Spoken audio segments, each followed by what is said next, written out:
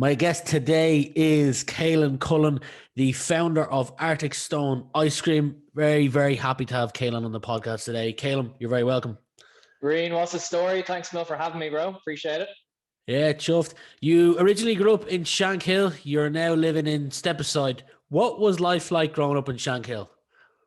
Shankill, it was an interesting spot. I spent most of my time playing football. So started playing football when I was like 6 or 7, and with Valeview out in Shankill, and that's where I spent. That's my best memories were on the football pitches and in the green in front of my gaff, just playing football literally from when the sun came out till when it got dark every day. I just remember that, and like there was a good community vibe around the place. Now it seems to have kind of dwindled a small bit, from what I can tell, but we had a good click when I was growing up. Anyway, it was good fun. We got up to all sorts of stuff around there. Good fun. Yeah, we have a couple of common connections. You mentioned football, Ben O'Callaghan. You said you played football with him. I went to primary school with the guy. Nice guy. I do want to get on to some football questions, but sticking with childhood, curious to know, who were you influenced most by when you were a child?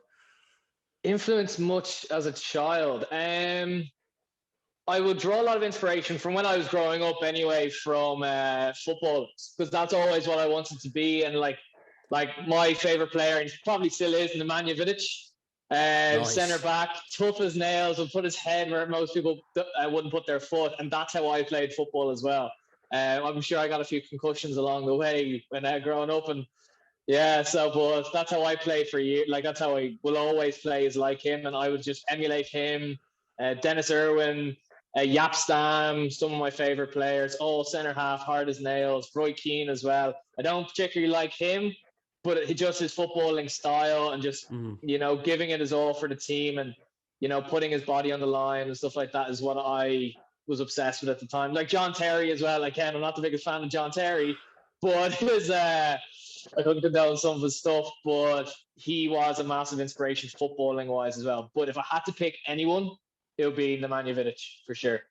Did you ever find someone like Rio Ferdinand to play with? No, I had a few people now that were a solid centre back. Now they'd be more the ball player, and then I'd just be putting my head on the ground. Now I've played with a good few. Ben would be very like that now, good on the ball type character as well. I remember playing some good matches playing centre half with Ben over the years. But I had a few partnerships over the years that worked very well. Nice. Well, talking of football, one of the awards you got was you won Player of the Year 2015, representing, I believe at the time, was UCD. So yeah, go on. No, I was just going to talk to you about that and say that you also spent some time over stateside playing football as well. Yeah, so it came to a point when I was like, up until I finished college, that football was my main thing. Now, I never saw myself as going pro or anything like that, but I just enjoyed it and loved it so much. And then I took it very seriously from 5th year to 4th year onwards, and really put my head down, working, going to the gym, focusing on football, not drinking or anything like that after the age of 18, 19, and really put my head down and working at it. And then, moved to America when I was 19 after first year of college, got a scholarship to there. And that was an incredible experience. Now, looking back, I was 19, and it was incredibly tough as well, because mentally, physically, emotionally, it's a very testing challenge just to move away, and especially when you're still a teenager, really, and you're still trying to figure. We're all still trying to figure things out still, but back when I was 19, I just didn't have a clue what to do, So I grew up a lot in that time, because I lived off campus. I didn't really live with anyone. I lived by myself in America. I had a kind of like a little flat there myself, and it was tough because I was living by myself, but I was still part of the team and everything like that. And American colleges, like a lot of them aren't based on your education or how smart you are going into college. It's basically, a lot of it is about your sport acumen as well.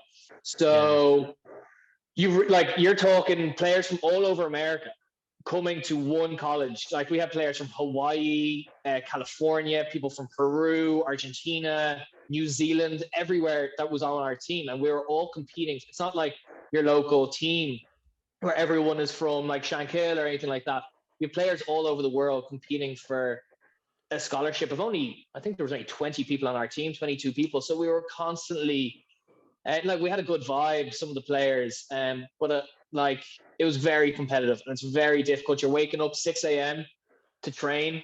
You're in the gym, you're in the pool. Then you're back on the pitch from 10 to 11. Then you're back in college. So you're mixed. You have to do college and sports at the same time, and it was incredibly difficult. It's not like here when I was playing for UCD that you do your college and then after 6, 8 o'clock you'd be on the pitch. But in America, you'd be on the pitch or training at least 3 times a day, or doing recovery at night in the physio room, stem and ice training, ice baths, all this kind of stuff. So it was like a professional lifestyle, but you weren't getting the pay. And like I wish I was, but I wasn't. And it was very tough to be so far away from friends and family at 19. Now, I don't have any regrets. I wouldn't trade it for anything in the world. But because it really did kind of change my mentality and kind of ground me a lot, is going over there. But it was incredibly and very emotionally difficult as well at the time. Because like at times, like I'd be very confident on the pitch because everyone's competing against each other. It's not everyone is lifting each other up, if you get what I mean. Gotcha. So when you have a knockback or a bad game, you just start spiraling, and you have to kind of snap yourself out of it. And it kind of showed me. I kind of pushed that forward going into life as well, that you can't take every knockback so personally, that you have to get back on, train harder, learn from that mistake and move on. So I came back to Ireland at the age of 20. So I only gave it a year. Now, looking back, I'm glad I did, because I got to finish my degree in Ireland. Because I was studying occupational therapy over there, and then I came back to Ireland and finished social work. So and then I got to play with an unbelievable team in UCD, some of the best players like I could ever, like some players like Robbie Benson and stuff who went on to play for Dundalk, and some serious players. And represented UCD, the college, won college player of the year myself in my final year, which was probably one of my like proudest achievements to date.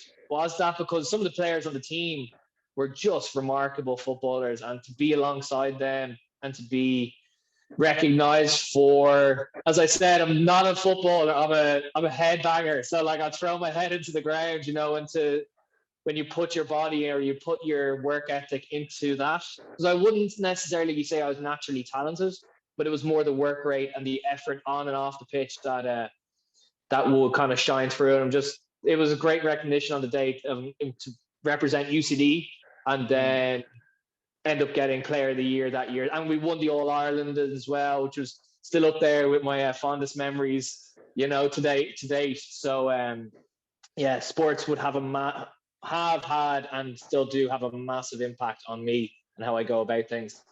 You've achieved a lot. Sounds like you learned a lot from your year stateside. You originally came on my radar from James McCormack. I noticed that you went for a lot of runs with him. Where's your favorite place to go for a run in Dublin? Oh, in Dublin, I think with James at the moment, that buzz up TikTok Hill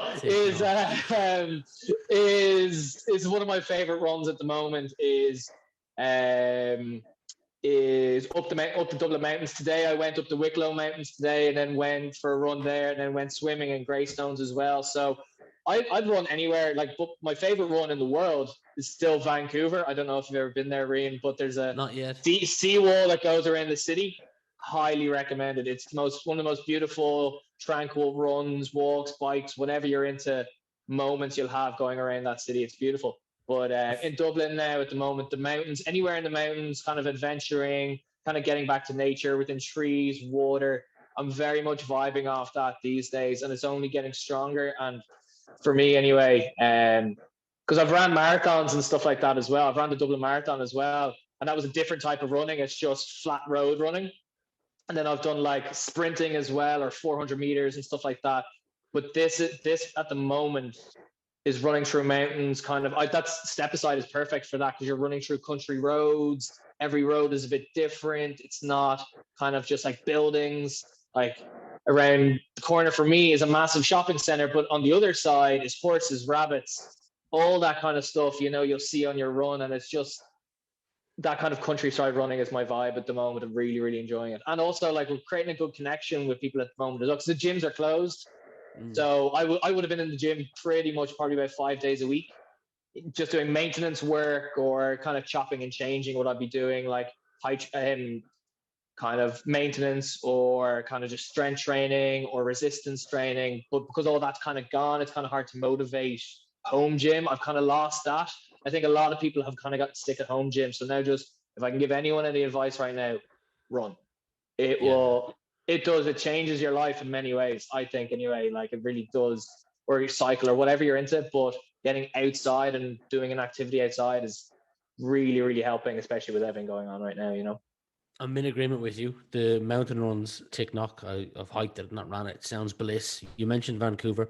One of my good friends moved over here from there, from Canada last year, year before. He moved back after 5 or 6 months because of COVID. And I made a promise to him that once travel restrictions are lifted and I can get out of here, I'll go over to visit him. So I'll add a run to that list Definitely, of man. when I'm over there. And send me on pictures because I miss it, and it's genuine. Like it will blow your mind, and not just like because when I went over to Vancouver, this would have been 2 years ago. I was training for the Dublin Marathon at the moment, so I was doing 17, 18, 20K a day around Vancouver, and I just not once did I get sick of it. In Dublin, I was like, oh, another spot. You know, like road running in Dublin is a bit, unless you go up the mountains. But in Vancouver, it's a stunning, stunning spot. Honestly. Well, do you mind me? Was it just the views, or was it there was open roads and you weren't stopping and starting? Yeah, so they have this like kind of like a cycle lane. I think it's called the Seawall. I can't remember exactly what it's called, but they have this road that just wraps around. It's called a park. Geez, Stanley Park. That's it. So the Stanley Park, which is like their Phoenix Park in Vancouver, and it goes. There's a wall that goes around it, which just goes around the sea as well. So the whole time you're just running along the sea around a beautiful park. And then they have a few statues, they have benches, they have these rock formations. And in Dublin, like this town is not built for a kind of like a modern lifestyle. Like there's stop-start road traffic. Like people are walking on both sides. Like it's a disaster because you're jumping off curbs, you're running onto curbs. Like sometimes the road just completely ends and you're like, okay, that's great. I'll just run with traffic. So, Vancouver is a different story altogether because they built the city for that kind of metropolitan lifestyle of movement. You know what I mean? So that's why I saw something interesting the other day, not related to running or anything. You just mentioned Dublin as a city. It must have been somewhere in Asia where there was, beside traffic lights, there was like, the security thing you walk through the airport, but rain fell through it. So nice. The light was red, rain was falling through it, so the human couldn't walk the other side of the road. And only when the light was green would the rain stop so the person could walk through. Strange. I've never seen it before. That is so cool. That's like Japan stuff where I wouldn't be surprised. Like definitely. That'd be probably pretty cool. I got you on here to talk around Arctic Stone Ice Cream, and we're leading to that. But one of the questions I had was, you've had other roles. One of the companies I've down here is Just Wing It. What are some of the lessons you learned from previous roles, such as Just Wing It? Yeah, so when I started with Just Wing It, I was their second employee. So I think they kind of sparked off a lot of the creativity. And looking back, obviously, when you're there, you don't really know that, but it did kind of give me an idea of market stalls and street food, because when I worked there, I was 18. I think I just come back from America, so I was 19 when I started working there. And then ended up becoming the manager there after a couple of weeks or months. And then they opened the shop. But I started in the food markets, the festivals, electric picnic, all this kind of stuff. And you kind of get that camaraderie because market stalls and street food is an incredible energy and buzz. And that's why you always see farmers markets. A lot of the farmers markets, people have been there for 15, 16, 20, 30 years, because they love it so much. And it keeps people, it's not just like a supermarket where people come and go. You get to know your customers, you get that drive, that energy, because again, for myself, I get a lot of that kind of like positivity off people. And that's why a lot of the stuff that I base of what I do is around people. So that's why I just vibed off the farmers market so much. But I learned a lot from efficiency to the layout of a market stall. You're always gonna want to improve your market stall, but because you need to get people out as fast as possible, but you also need to create a connection with them as well. You need to have the chats with them, and then also give them the best quality food that you can do. So that's what I learned from there. I've worked in a lot of restaurants and stuff like that. I've worked in New Zealand and stuff like that, in kitchens and in hotels and prep chefing and stuff like that. So that kind of put me on the path to food. I'd always been in food, like waitering or bartending. I've been bartending since I was like 15, I think. I probably shouldn't have been behind the bar at 15, but yeah, I was tall enough when I was 15, so I got away with it. But you mentioned kind of food stalls, wing it. Have you? What are your favorite food stalls in the world that you've ever been to? Because you seem passionate about it, and it seems to be, from listening to other things, that food stalls are great places to build connections with other humans. I was in London maybe a year ago, and Tooting Bec, unsurprisingly, has this absolutely amazing food market. Don't know if you've ever been. I think it's one of the Where was it? Tooting Bec? Tooting Bec in London. No. I've been to Cambridge Market. I've been to Pop Brixton. I've been to a few of the places. And then in Asia, that's where I learned how to make ice cream, was in the street food markets there. But I've been going to People's Park for years. And I just, as they say, the people that enjoy food are the best type of people. You know what I mean? And there's a quote from Bernard Shaw that he talks about food as well. It brings out the best in people.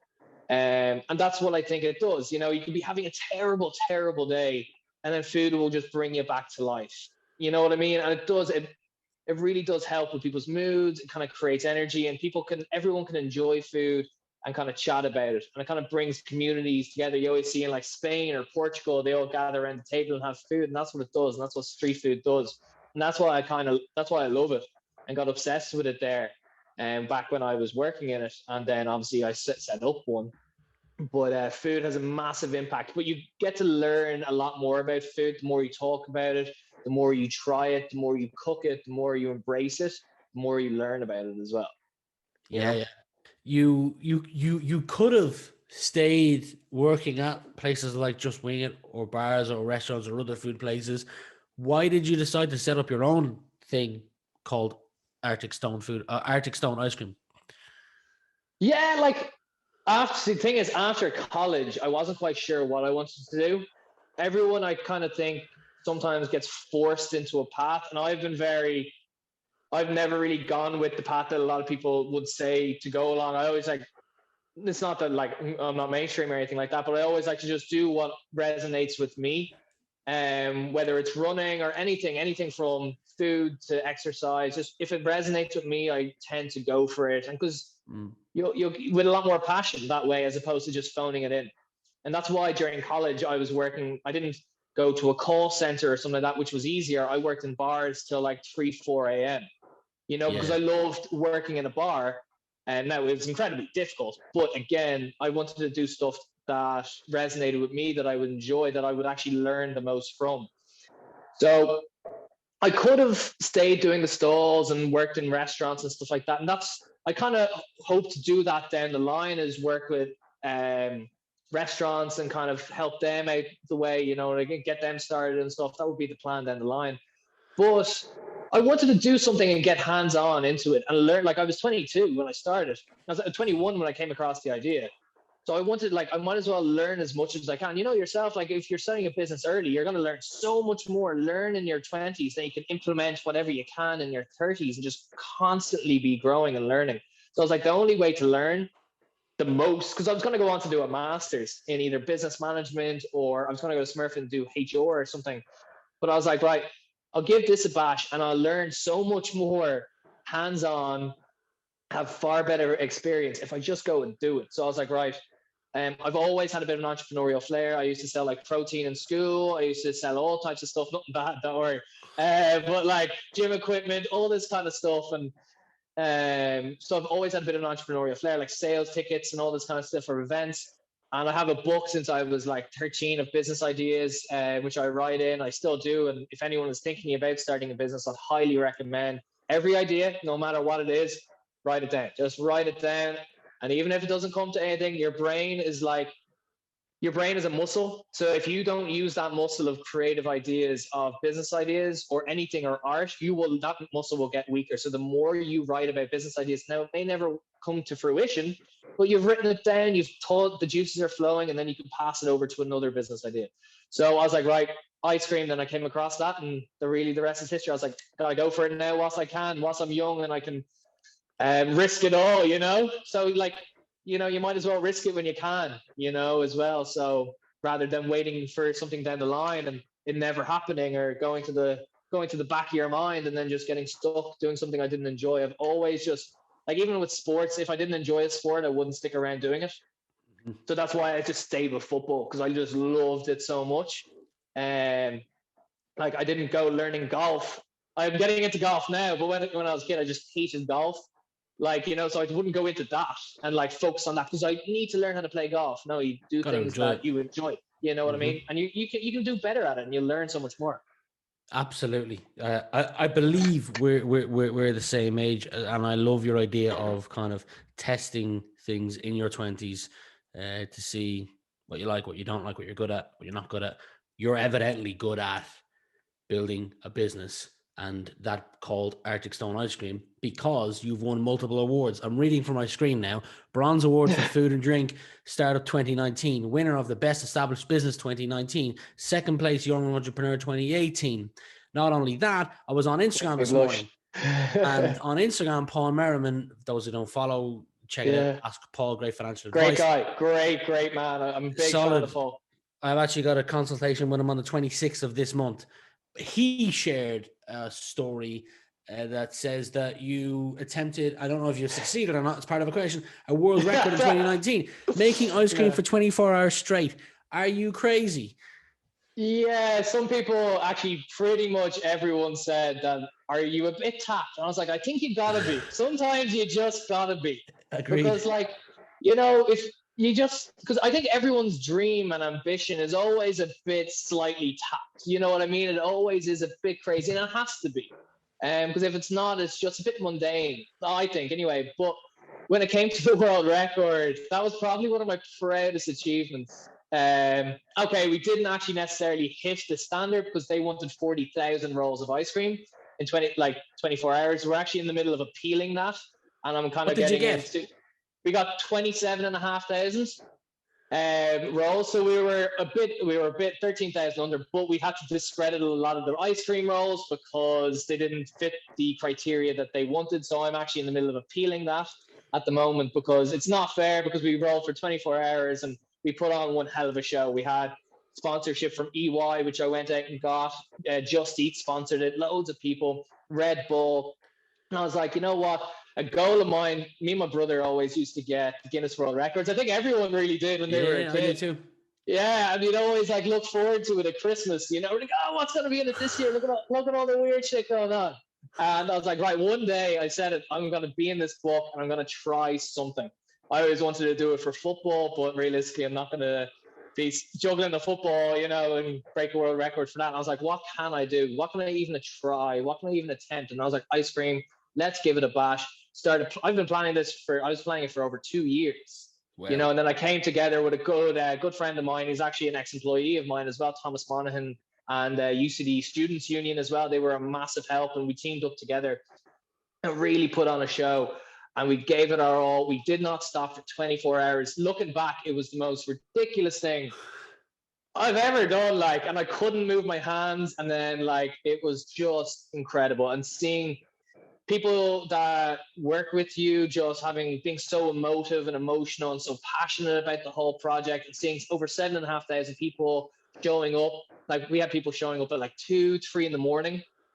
It was pretty cool. Yeah. So buses from Coppers were rocking up at 4:30, people drunken coming in and getting ice cream off us. It was so much fun. And, looking back, I probably would do it again, but it takes a lot of prep. It took to even get Guinness to come over costs thousands, man. So we had to get an official Guinness adjudicator and everything, which you might have seen him in the suit, proper attire, looking like a Bond villain. Everyone was dancing on eggshells around him, but he was a sound man, and he was devastated. He'd never seen such an operation of such magnitude go so flawlessly and so well prepared. And that was really like, okay, not breaking the actual record, but even just trying it was something that will live forever. You know what I mean? We did something that had never been attempted in Ireland before. We had no template. We just kind of planned, and it just, for me, it kind of just showed you have an idea, you plan it, you get a good team involved, and you execute it well. And it went then, and people got a good vibe off it. We raised a good bit of money for charities as well, like Peter McVerry and the Dublin Rape Crisis Centre. We raised thousands for them as well. And, you know, it was something a bit different. And people still talk about it to this day, you know, and it was something that I look back on and I'll always say I attempted it, you know what I mean? And we put on a good show. We gave it a hell of a go, you know, and that's hats off to you. Hats off to you for attempting it. If you're ever to try it again, might be slightly embarrassing, but check out Mr. Beast on YouTube. He does tons of weird, crazy, unique stuff.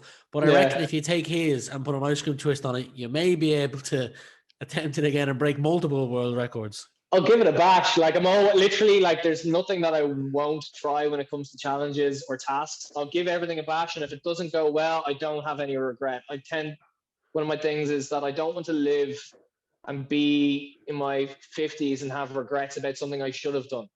You know, and guilt and regret will kill you over time. And when it comes to either life or business or sport or just creating things, if you're thinking about doing it, just do it on the side. And just, like, I didn't say, like, when I applied for the record, the hardest part was applying for the record. You know, but I was like, fuck it, you know what? It's only an hour of paperwork. Send it out. If they say no, they reject the proposal put forward, they reject it. At least you try. And then it just started snowballing and started getting momentum from there, you know? And you just got to do these things. Just tip away slowly and surely, and all the tasks will get done. Agreed. And then you're like, let's rock it. Let's do it, you know? Your energy is something else. We were on the phone yesterday, and you told me that you participated in a virtual run last week or the week before. We talked about, you know, your love for the current run you like to run is Tick Knock. What do you like to do when you're not spending time on your business? When I'm not working, well, I know it's a bit cliche, but I don't really see what I do in my business as work. I just think it as a passion. Like, that's why I'm always thinking of food, especially with food. It's a lot of fun because you're always trying new recipes and stuff. What I like to do, but I'm not necessarily in quotes working, exercising, running. Obviously you can't meet as many people as you used to now, but just creating ideas, thinking like the other day I was Googling how much it costs to go up Mount Everest. You know what I mean? Like, just all these challenges that kind of come to your mind, or Kilimanjaro, or run the Machu Picchu trail or something like that, you know, these life adventures. And just making the most. I'm always just thinking, like, I just finished the Hadron's Wall virtual marathon there, which was like 180 kilometers in a month or something. So these type of things. So when we do open up and travel, we can go experience them again, like jumping out of a plane. How can you do it near me? All this kind of stuff. Just, you know, just kind of making the most of it. You know what I mean? You mentioned a run, the 180 kilometers. My friend, one of my best friends actually, he's currently or just finished doing the Malin to Mizenhead, which I think is 600k over a period of time. A great one to check out if you're looking for things to do. 100%, man. I plan on doing a lot, and that's kind of going forward. Like, one of my goals as well is to do a marathon in the Arctic Circle. You know, extreme temperatures, and really just push. I'm a big avid fan for the physical body and how much strength you can endure. And it's all about mindset and what your body can mentally, physically achieve. So going forward, when things open up, I will be doing these type of extreme challenges, and really just, like, I don't like sitting around watching Netflix or TV. Obviously, there's times where you have to unwind and stuff, but when I'm not, I'll either be reading or I'm Googling an adventure or doing something near me that's kind of cool and fun, you know? I'm sure you've already heard of him, but the small percentage you haven't. Have you heard of Ross Edgley? No. He's you mentioned extreme challenges, which is why I bring it up. He has ran a marathon with a Mini Cooper tied to his back. He's climbed the height of Mount Everest on a rope, just like it was maybe like 50 meters, but he kept doing it and burned through like numerous scrubs. He swam without touching land. It took him, I can't remember, at least 3 months to swim the entire coastal line of the UK So Scotland, Wales, England, was out there for 3 months, completed it without touching land. Wow. The dude's a different specimen. But yeah, if you're on Instagram, check out Ross Edgley. Or 100%. even Red Bull sponsored his swim, and they documented the entire swim of the UK. It took him 3 months. It was insane. He said there was one story where he was swimming, and every now and again, they obviously planned their routes. When they got to one location, they planned the route for the next day, and he did 4 hours swimming, 4 hours sleeping, 4 hours swimming, 4 hours sleeping, and that's all he did for 3 months.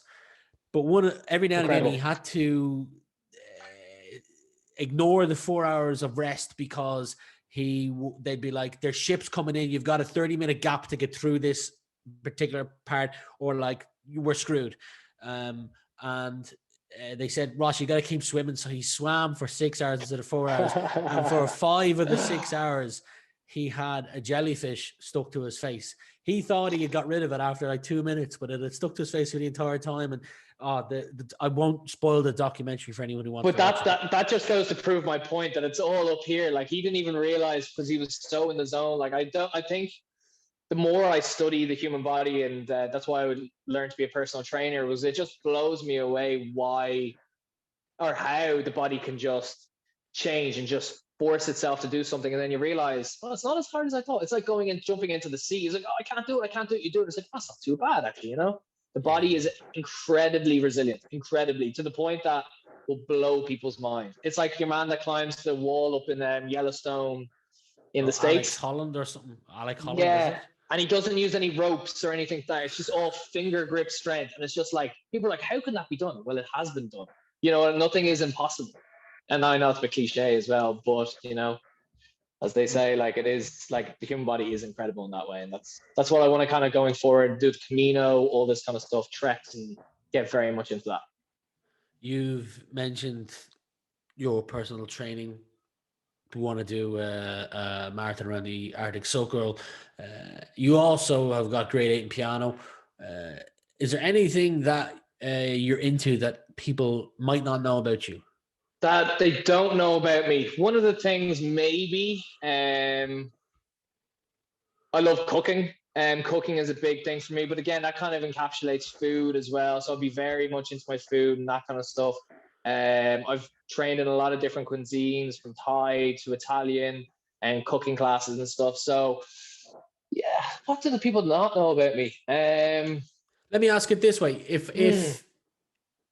if I could wave a magic wand and have one chef appear at your house this Friday to cook you and anyone else who you want to invite a meal, what one chef would you choose to invite to your house?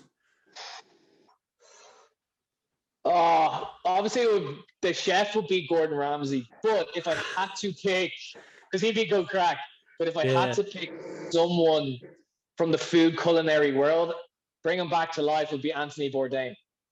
Nice. Anthony Bourdain I got obsessed with him during the first lockdown. He is an incredible human being, and just his love and the way he talks so elegantly about food and travel just really sparked a lot of curiosity, even more for me. I've always loved traveling and food, but just watching that, the man just encapsulates what it means to breathe in culture, take it all in, experience life, and just kind of enjoy it. Now, unfortunately, obviously, he had his own issues and stuff, but what he resonates with people will never be forgotten because it was so genuine. The love, he saw food as a privilege, you know, as well, which is an incredible way to view it in culture. He never looked down on anyone for eating something. He never looked down he was never picky. He just, if someone was eating that, and I'd be very similar myself. I used to be the pickiest eater when I was a kid, like sausages and chips.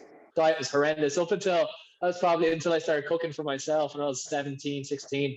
And just when you go to another country or culture, you just eat that. No matter what your kind of ideas of it. Okay, it could be vegan or vegetarian, that's fine. But if it's part of their culture, you just embrace it and enjoy it. And even if it's awful, even if you don't enjoy it, that's part of their heritage. And it's incredible. That's what I love about food, is different parts of the world, but it's a universal language is food, you know. I've never turned down a meal. I'll eat anything. I love food. Oh, I have one story. I was in Iceland with good friends a couple of years ago, and Definitely on the list to go to Iceland, 100%. amazing place. Yeah. You're out. It's not the cheapest, but you Yeah. can get by on a budget if you're careful. There's like beautiful like soups inside. They get like bread and carve out the dough, and then they put shark soup in the middle, and like that's only $5 or $6, and that can keep you hungry for a while. Uh, Yeah. we were out for dinner one night. I think it was the second last night we were out for dinner, and there was a couple of lads around the table, and a lot of them weren't adventurous. And the two of us that were adventurous were picking at the guys, being like, "Ah, come on, try this, try that." Well, you're like, you're losing out on life if you don't try things. And I said to one of the guys, I said to my mate who liked trying things, I said, I'm going to see how unadventurous these guys are, and this will be the test. I said to them, lads, I'm going to order sheep's head, and I'm going to eat the eye. If I eat the eye, I won't ask you to eat anything if you pay for my meal. Now, this meal was maybe 100 euro.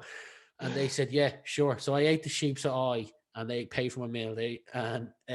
But that's probably the only thing that I've eaten that I probably wouldn't be running back to eat again. Yeah, of course. But like, that's the thing. There was a few things with Anthony Bourdain which you wouldn't be running back to get, but he had to try it, you know. And I think if you don't try something, either, I know it's a bit cliche as well, but from life to anything, you won't know if you enjoy it. You don't know if you're going to enjoy the view until you get there. And it's the same with food. You don't know if you're going to enjoy it. You could get a massive, like I've heard of different like eggs and from ducks and fermented duck eggs and stuff like that. That is a massive delicacy in the Philippines that some people like say it's horrendous, but the Filipino people, they love it.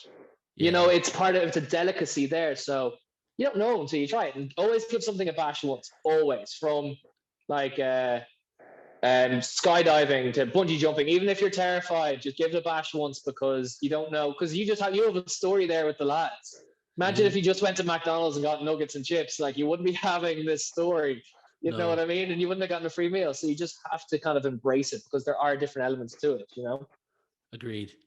Yeah. We're coming close to the end here. I have one final question for you. I want you to imagine it's the end of the decade and you're looking back.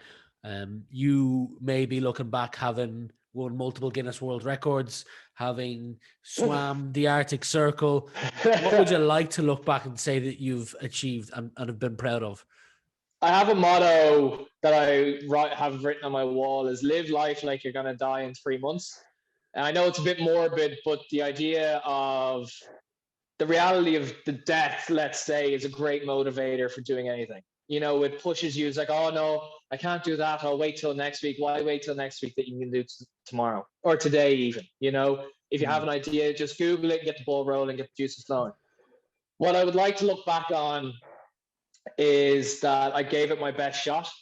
All you can do is your best. Learn from your mistakes, give it your best. All you can do is give your best, from business to life to anything, really, from spirituality, whatever is your vibe. Give it your best shot, give it a bash, and do stuff that resonates with you. What I'd like to look back on is, again, that I gave it a shot, that people look back and like, he was sound and he gave it a good shot. You know what I mean? And you want to have a positive impact. Another thing that I have on my wall is leave the world in a better place than when you came into it. You know, from your impact on people to your impact in business. I do believe that every business should have a socially responsible mindset, and let society run your business in the way, as opposed to just selling whatever. Be socially responsible as much as possible, especially right now. Jesus Christ, right now, like, we all need to pull together, from financial crises to environmental to biodiversity. We all need to kind of come together and start creating socially responsible businesses. As one of the things, you don't have to blow the world away. You don't have to blow the world away with your business, but just do the right thing when it comes to your business, or by people as much as you can. And then, like, looking back, if I intend on every business that I've learned, like Arctic Stone is my first business, the official business that I've had. And it's not going to be my last. I have a few in the pipeline that I'm working on at the moment that I'm sure you'll find out now in the next few weeks. But every business that I will start from going forward will always have a socially responsible side to it. Because it kind of, for me, that's what gives you purpose, and that's what gives you passion. So like when I started Arctic Stone, I said that we would be social, one of the 5 pillars of Arctic Stone. So it's taste, innovation, quality, customer interaction, and a good positive social impact. If we can do something on a good social impact, we will do it. From helping out in schools to charities to lack of plastics, all this kind of stuff to kind of give a good impact. And every business, and I've seen what that does. I've seen how much of an impact some business can have. We get Christmas cards and cards from random customers saying we were having a really bad day or they were suffering mentally, and your staff cheered them up. Like during lockdown, I was going around giving out free ice cream, and they said that was the best part of lockdown. All this kind of stuff just to give people a good sense. And coming from a social work background, the reason why I wanted to do social work was to help people and resonate with them and connect with them and help them through any difficult times that they're getting. And every business should be aligned, I think anyway, with that. We all have a responsibility. It shouldn't all just be corporate looking at bank statements. Well, it depends what your ethos is, but for me anyway, every business should, going forward, have a social aspect to it, a social department, social mindset, and leave a good legacy or an impact behind, And will I be doing ice cream for the rest of my life? Who knows? But every business that I have going forward will be around people or creating a good impact anyway. I won't just get into something for I have no interest in investments or real estate or nothing like that, because that doesn't resonate with me, and I don't get shares or stocks. I just have no interest in that kind of stuff because it doesn't. I'd rather spend my money in changing someone's life or helping them out through a more difficult time. And if I can, I will. And if I don't do it, then I'll learn from that and go forward, implement these, and be the best that you can be, from mentally, physically, spiritually, emotionally, whatever your vibe is. You know what I mean? And Agreed. That's well said. I would view as success. It's also nice to see the world that I have become familiar with is corporate world, and success in that world is, some people may view it as better title, higher wage. I struggle with that. And that's completely fine. That's completely fine. It just depends on your priority. If you don't see your sense of purpose around your status, then don't go for it. You know what I mean? Agreed. And I mentioned I struggle with that, and the reason why is because I guess in a nutshell, it's nice to see that nice people can win. I don't know if I'm winning yet, but I hopefully, it just depends on your vision of success. People are always like, oh, if you could give success over what would be your bit of advice to get people to be more successful or something like that. I can't give that advice because I'm not a consultant. A consultant tells you how to make your business better, and that's your business. But if you stay selling 10 cupcakes in your local fair and knowing 10 customers as your vision of success, rock and roll. Absolutely, that is, create your own vision of success. And for me, my business being a success won't be, obviously you have global ambitions, you know what I mean? So I think me and you will be similar in that mindset. We're always dreaming of the future and kind of visioning a better lifestyle, but not lifestyles and boats and private jets, but more kind of a fluid and kind of enjoy lifestyle. So my vision of success would be how much impact you can have in a positive way on people, rather than at the end of the day your bank balance or anything. But that's just me. If your vision of success is your bank balance or your social status, then that's fine. But as long as you're happy and you drive enjoyment from that, rock and roll, go do it. But mine wouldn't necessarily be that. I want to do things that resonate with me, that impact other people in a positive way, and that kind of give me energy throughout the day. Because I've seen what, reaching for something and getting there and not being happy and being fulfilled, I've seen what that can do to people. And I've seen what aiming for money, let's say, and then getting it and then it's gone, what that can do for people as well. I.e. in a bad way, from a mentality state, from a mental state, and then just greed and all that kind of stuff. I'm getting very into that kind of stuff now, but what I mean is, if it doesn't resonate with you, then assess what does and just start going after what you do. Because for me, following a passion, doesn't matter what you sell, how much you sell of it, I would rather see a friend of mine selling, as I said, 10 cupcakes than him stuck doing a job that he absolutely despised. You're a great example. You're a great example for people to look up to when it comes to them going, which route should I choose? And I say this with no prep done in advance, but one of the quotes on my wall is comparison is the thief of joy. For anyone struggling with wanting to set up a stall and sell 10 cupcakes and kind of being able to go for a swim and go for a walk with their dog or whatever, but also having the added pressure of, social media, you got to get this title, you got to get this much money. What piece of advice would you have for them?